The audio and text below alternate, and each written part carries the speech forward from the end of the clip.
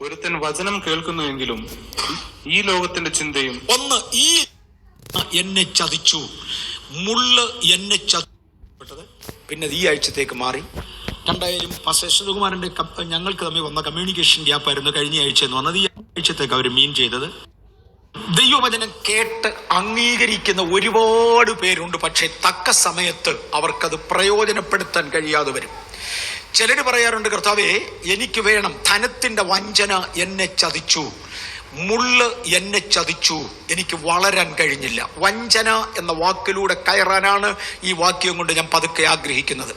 ദൈവസഭയെ വളരേണ്ട അളവിൽ വളർത്താതെ വണ്ണം നശിപ്പിച്ചു കളയുന്ന അനേക വഞ്ചനാ ശക്തികൾ സഭയ്ക്കകത്തേക്ക് നുഴഞ്ഞു കയറും. അത് ശ്രദ്ധിക്കുവാൻ വേണ്ടി യേശു പറഞ്ഞു, നല്ല വിത്ത് ഒരുവൻ വിതയ്ക്കാനായി പുറപ്പെട്ടു. നമ്മുടെ യേശുവിൻ്റെ ഉപമയാണ് അതിൻ്റെ ആരംഭം മുതൽ അങ്ങോട്ട് തുടങ്ങുക. നല്ല വിത്ത് കൊണ്ട് വിതയ്ക്കുവാൻ യേശു ആവശ്യപ്പെട്ടു. യേശു പറഞ്ഞു, ആ വിത്ത് കൊണ്ട് വിതച്ചു. ചിലത് നല്ല നിലത്ത് വീണു, നന്നായി വിളഞ്ഞു. വേറെ ചിലത് പാറസ്ഥലത്ത് വീണു, വേരില്ലായികയാൽ ഉണങ്ങിപ്പോയി. കിളുത്തത് നല്ല ചെടിയാണ്, കാര്യം നല്ല വിത്ത് തന്നെയാ, പക്ഷെ വളരാൻ കഴിഞ്ഞില്ല. പാസ്റ്ററെ, ഞാനും രക്ഷിക്കപ്പെട്ടതാ, ഞാൻ സ്നാനപ്പെടാൻ ഓർത്തതാ, പക്ഷേ ഒരുപാട് പ്രശ്നം. എൻ്റെ പൊന്നു മോനെ, വിത്ത് നല്ലതായിരുന്നെങ്കിലും ചെടി നല്ലതായിരുന്നെങ്കിലും വീണത് പാറപ്പുറത്തല്ലട, ഇതൊന്നും കാര്യം കൊയ്യത്തില്ല, അത് പോയി. വേറെ ചിലത് മുള്ളിനിടയിൽ പോയി വീണു. ഞാനത് സന്തോഷത്തോടെ സ്വീകരിച്ചു. അയ്യോ, ഞാൻ രക്ഷിക്കപ്പെട്ടു, സ്നാനപ്പെട്ടു, പക്ഷേ മുന്നോട്ട് എനിക്ക് വളരാൻ പറ്റുന്നില്ല.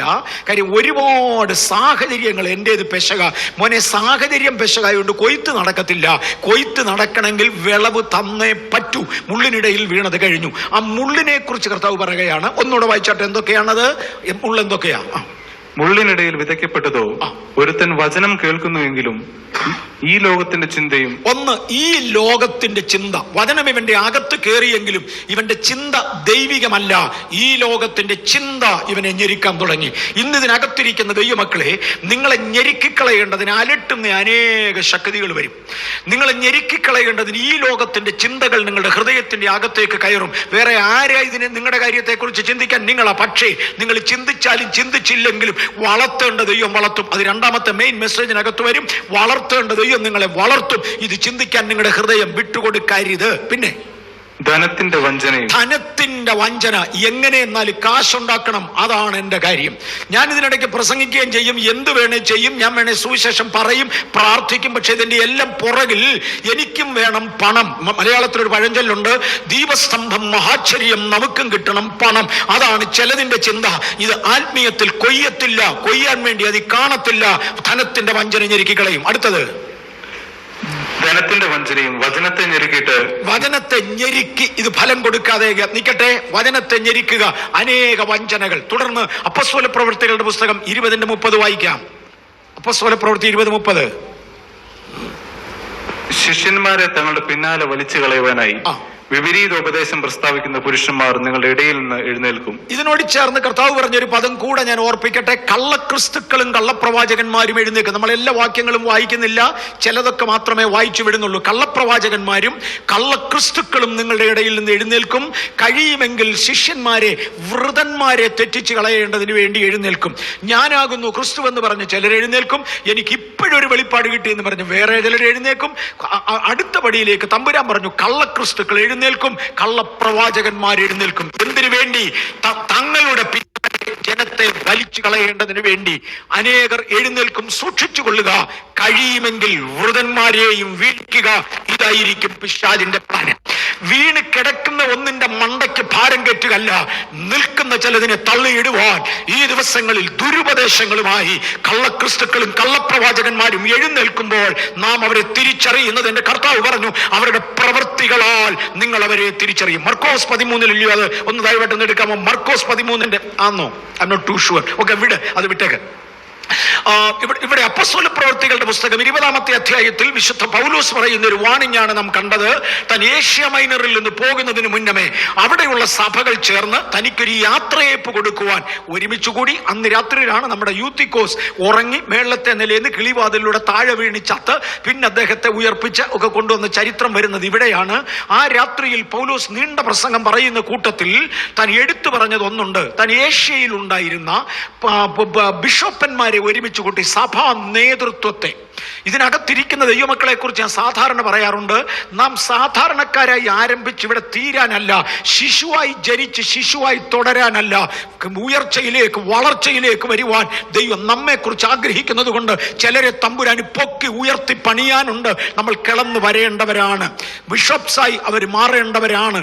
അന്ന് ബിഷപ്പായി തീർന്നവർ അല്ലെങ്കിൽ ഭരണാധികാര സ്ഥാനത്തേക്ക് വന്നവരെ വിളിച്ചുകൂട്ടി വിശുദ്ധ പൗലോസ് പറയുകയാണ്, ഞാൻ പോയ ശേഷം ആട്ടിൻകൂട്ടത്തെ ആദരിക്കാത്ത കൊടിയ ചെന്നായ്ക്കൾ നിങ്ങളുടെ ഇടയിൽ കിടക്കും.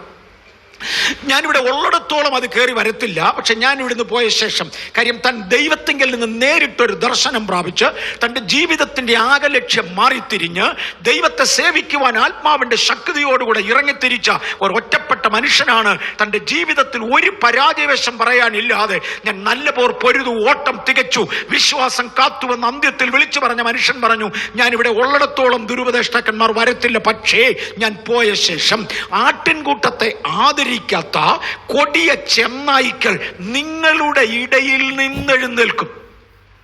അവിടെ പറയുന്നു, നിങ്ങളുടെ ഇടയിൽ കടക്കും. ശിഷ്യന്മാരെ തങ്ങളുടെ പിന്നാലെ വലിച്ചു കളയേണ്ടതിന് വേണ്ടി ദുരുപദേശം പ്രസ്താവിക്കുന്ന പുരുഷന്മാർ നിങ്ങളുടെ ഇടയിൽ നിന്ന് എഴുന്നേൽക്കും. വേറൊരുത്തനല്ല. അവന്റെ ലക്ഷ്യം എന്താണ്? ശിഷ്യന്മാരെ എൻ്റെ പിന്നാലെ വലിച്ചു കളയണം. എല്ലാവരും കൂടെ ക്രിസ്തുവിനെ സേവിച്ചു പോയാൽ എനിക്ക് കിട്ടേണ്ട പണം കിട്ടത്തില്ല, കസേര കിട്ടത്തില്ല, സ്ഥാനം കിട്ടത്തില്ല, മാനം കിട്ടത്തില്ല. പൗലോസ് അപ്പോസ്തലൻ പറയാനുള്ളത്, ഞങ്ങൾ തകർന്നിരിക്കുന്നവരെങ്കിലും ബലവാന്മാരാ. കാര്യം ഞങ്ങളിൽ ഒരു ശുശ്രൂഷ ഉണ്ട്. ഞങ്ങൾ ദാരിദ്ര്യം അനുഭവിക്കുന്നവരെങ്കിലും സമ്പന്നന്മാരാ. കാര്യം ഞങ്ങളിൽ ഒരു ശുശ്രൂഷ ഉണ്ട്. ഒരു ശുശ്രൂഷ ഉള്ള ദൈവത്തിന്റെ പൈതലേ, നിങ്ങൾ താഴോട്ട് പോകത്തില്ല. ആരെല്ലാം കൂടെ തപ്പിയാലും തട്ടിയാലും അവർ നിലനിൽക്കും. കാര്യം അവരുടെ അകത്ത് ദൈവം പകർന്ന ചിലതുണ്ട്. അതില്ലാതെ വരുമ്പോൾ സഹോദരന്മാരെ തങ്ങളുടെ പിന്നാലെ വലിച്ചു കളയേണ്ടതിന് വേണ്ടി വിപരീത ഉപദേശം പ്രസ്താവിക്കുന്ന പുരുഷന്മാർ നിങ്ങളുടെ ഇടയിൽ നിന്ന് എഴുന്നേൽക്കും. 1 തീമോഥെയോസ് 4:1 ദയവായി വായിക്കാമോ? 1 തീമോഥെയോസ് 4:1. പൗലോസ് ഇക്കാര്യത്തെക്കുറിച്ച് ഭയങ്കര ശക്തമായി എഴുതുവാൻ പരിശുദ്ധാത്മാവ് തന്നെ പ്രേരിപ്പിക്കുക. വായിച്ചാട്ടെ. എന്നാൽ ഭാവി കാലത്ത് ചിലർ വ്യാജാത്മാക്കളെയും ഭൂതങ്ങളുടെ ഉപദേശങ്ങളെയും ആശ്രയിച്ച് പോഷ്ക് പറയുന്നവരുടെ കപടത്താൽ വിശ്വാസം ത്യജിക്കുമെന്ന് ആത്മാവ് തെളിവായി പറയുന്നു. ആത്മാവ് തെളിവായി വീണ്ടും പൗലോസിനോട് പറയാം, പൗലോസേ, വരുന്നു ഒരു ഭാവി കാലം, ഒരു അന്ത്യകാലം. അന്ന് അനേകർ ആശ്രയിക്കരുതാത്ത ചിലതിൽ പോയി ആശ്രയിക്കും. ചിലർ ഭൂതങ്ങളുടെ ഉപദേശത്തെയും വ്യാജ ആത്മാക്കളെയും ആശ്രയിക്കും. ഗൗരവമായി ശ്രദ്ധിക്കേണ്ട ഒരു കാര്യം, യേശുവിന്റെ വാക്ക് മറക്കരുത്, അവരുടെ ഫലങ്ങളാൽ നിങ്ങൾ അവരെ തിരിച്ചറിയും. ഇവർ പ്രവാചകന്മാരോ കള്ളപ്രവാചകന്മാരോ എന്ന് അറിയുന്നത് അവരുടെ ഫലത്താല. അവരുടെ വായിൽ നിന്ന് വരുന്ന വാക്കുകളല്ല, അവർ കായ്ക്കുന്ന ഫലത്താൽ നിങ്ങൾ അവരെ തിരിച്ചറിയും. അവർ ദൈവത്തിങ്കിൽ നിന്നുള്ളവരാണോ അല്ലയോ എന്ന്.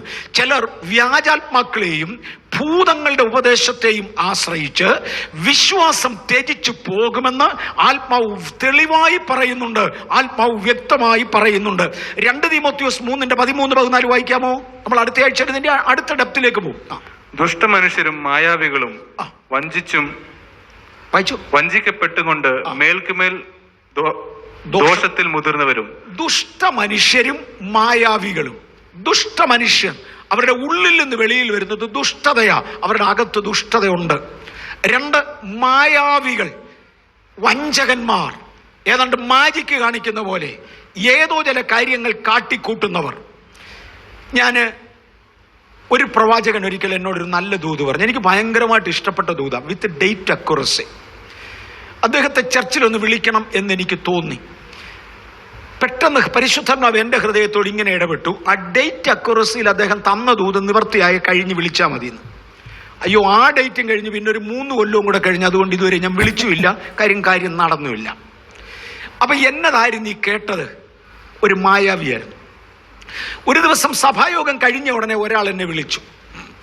എന്നെ വിളിച്ചേച്ച് പറഞ്ഞു, നിങ്ങളെ വിളിച്ചു പറയാൻ പരിശുദ്ധാത്മാവ് ഒരു ദൂത് തന്നു, അത് വിളിച്ചു പറയാൻ വിളിച്ചതാ. സന്തോഷം. ആ ദൂതൊക്കെ കേട്ടിട്ട് അന്ന് പകൽ വരെ ഇവിടെ നടന്ന കാര്യങ്ങളുടെ അക്യുറേറ്റ് റിഫ്ലക്ഷനാ. അക്യുറേറ്റ്, തെറ്റാത്ത ദൂത. എന്തോ ആ ഒരു ടെലിഫോൺ ദൂതിന്റെ പുറത്ത് മാത്രം അങ്ങ് ഒതുങ്ങണ്ട എന്ന് എനിക്കൊന്ന് തോന്നി. ഞാൻ പെട്ടെന്ന് അദ്ദേഹത്തോട് പറഞ്ഞു, എനിക്കൊന്ന് കണ്ടാൽ കൊള്ളാമെന്ന ആശയമുണ്ട്, എവിടെ വെച്ച് കാണാൻ ഒക്കും? അദ്ദേഹം പറഞ്ഞു, ഇപ്പം ബാംഗ്ലൂരിന് വരാം. ഞാൻ പറഞ്ഞു, വേണ്ട, ഞാൻ അങ്ങോട്ട് വരാം, ഞാൻ കേരളത്തിൽ വരുന്ന കൂട്ടത്തിലൊന്ന് കണ്ടാൽ ഉപകാരമാണ്. അങ്ങനെ എനിക്കൊരു ഡേറ്റ് തന്നു. ഞാൻ ചെല്ലുന്ന സമയത്ത് അദ്ദേഹത്തെ കണ്ടു. ഞാൻ അദ്ദേഹത്തോട് തൻ്റെ ദൂതിന് നന്ദി പറഞ്ഞു. വീണ്ടും എന്നോട് ഒരു കൂട്ടം ദൂത് പറഞ്ഞു. മൊത്തം അക്യുറേറ്റ് ആയിരുന്നു നടന്നു കഴിഞ്ഞ സംഭവങ്ങൾ. ഭാവിയെക്കുറിച്ചും പറഞ്ഞു. ആ ഭാവിയെക്കുറിച്ച് പറഞ്ഞതിൽ ഇതുപോലെ തന്നെ അക്യുറേറ്റ് ഡേറ്റ്സ് ഉണ്ട്. പരിശുദ്ധാത്മാവിനോട് പറഞ്ഞു, ഇങ്ങോട്ട് വിളിക്കുന്നതിന് മുമ്പേ അദ്ദേഹത്തെ കണ്ടിട്ടും ചിരി കണ്ടിട്ടും സന്തോഷം കൊണ്ടും ഉടൻ വിളിക്കാൻ അങ്ങ് തോന്നും, അതുപോലെ ഉണ്ട്.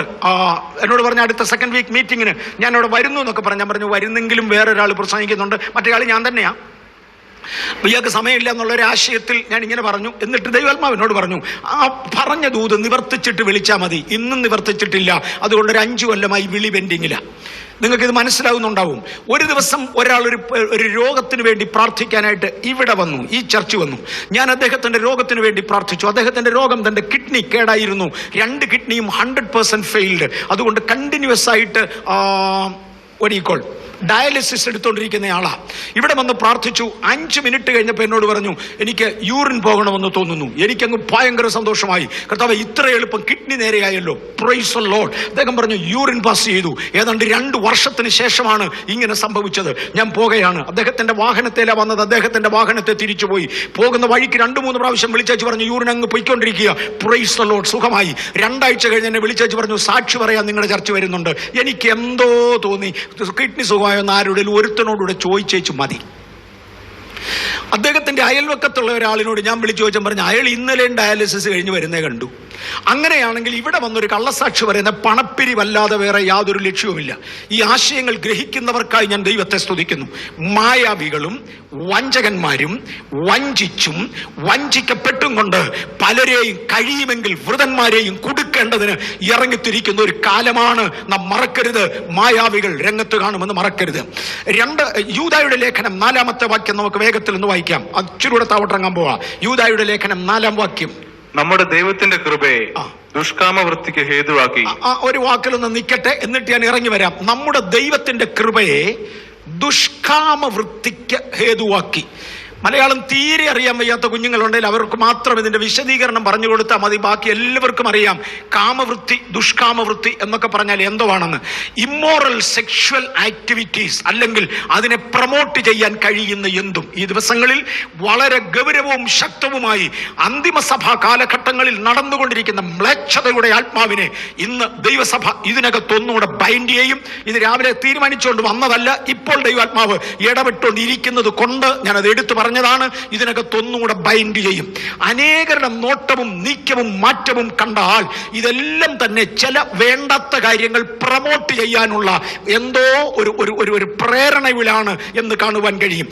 അന്ത്യകാലത്ത് എഴുന്നേറ്റ് വരുന്ന ചിലരെ കുറിച്ച് തന്റെ ഈ യൂദായുടെ ലേഖനത്തിൽ പറയുക. ഞാൻ എന്തുകൊണ്ടോ ഇപ്രാവശ്യം ട്രിവാൻഡ്രത്തിൽ വന്നപ്പോഴ് ഞായറാഴ്ചത്തെ മെയിൻ സന്ദേശത്തിലും അല്ല പല സന്ദേശങ്ങളിൽ ഈ യൂദായുടെ ലേഖനത്തെ തൊടുവാനിടയായി തീർന്നു. യൂദായുടെ ലേഖനം വേദപുസ്തകത്തിന്റെ അവസാനത്തെ ലേഖനമാണ്. ഇതിനു മുമ്പേ നമ്മൾ ഇവിടെ എടുത്തിട്ടുണ്ട്. യൂദായുടെ ലേഖനം വേദപുസ്തകത്തിലെ അവസാനത്തെ ലേഖനമാണ്. വെളിപ്പാട് പുസ്തകം എഴുതുന്നതിന് തൊട്ടു മുന്നമേ ഒടുവിലത്തെ ഇടയലേഖനം സഭയ്ക്ക് വേണ്ടി എഴുതുവാൻ ശ്രമിക്കുമ്പോൾ യൂദാപ്പസ്തോലൻ ഇങ്ങനെ പറഞ്ഞു, എല്ലാവർക്കും പൊതുവിലുള്ള രക്ഷയെക്കുറിച്ച് എഴുതേണ്ടതിന് സകല പ്രയത്നവും ചെയ്യുകയിൽ ഞാൻ സ്വയമായ ഒരു കാര്യം ചെയ്തു. പൊതുവിലുള്ള രക്ഷയെക്കുറിച്ച് ഒന്ന് എഴുതണം. പൊതുവിലുള്ള രക്ഷ എല്ലാവരുടെയും ഇടയിൽ സന്തോഷം ഉളവാക്കുന്നതാ, എല്ലാവർക്കും ആനന്ദം തരുന്നതാ. ഞാൻ ഇവിടെ നിന്ന് പറഞ്ഞാൽ മതി, നമ്മളിൽ ആരും നരകത്തിൽ പോകത്തില്ല. സ്വത്രം, കർത്താവ് എല്ലാവരും രക്ഷിച്ചു, പറാസ്തോത്രം, എല്ലാവരും കൂടെ ഉറക്ക സ്തോത്രം പറയും. നമ്മളെ എല്ലാം കർത്താവ് ഇന്നങ്ങ് അനുഗ്രഹിക്കുകയാണ്. ഇന്നലെ കണ്ട ശത്രുവിനെ ഇനി മേലാൽ കാണത്തില്ല.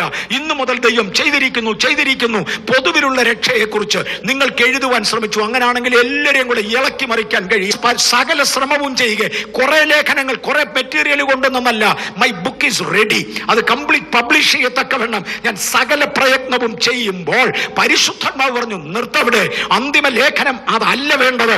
ഇളക്കി വിടുന്ന ലേഖനമല്ല അന്തിമ ലേഖനം. പകരം കൃപയിൽ നിൽക്കേണ്ടവരെ ഉറപ്പിക്കേണ്ട ലേഖനമാകയാൽ വിശുദ്ധന്മാർക്ക് ഒരിക്കലായി പരമത്സവത്തിന് വേണ്ടി പോരാടേണ്ടതിന് പ്രബോധിപ്പിച്ചെഴുതുവാൻ ആവശ്യമെന്ന് തോന്നി. ആ ഗൗരവം മനസ്സിലാക്കുന്നുണ്ടോ? വിശുദ്ധന്മാർക്ക് ഒരിക്കലായി. ഞാൻ ഒരു പ്രാവശ്യം നമ്മുടെ ചർച്ചയിൽ ഇവിടെ തന്നെ തൊട്ടതാ.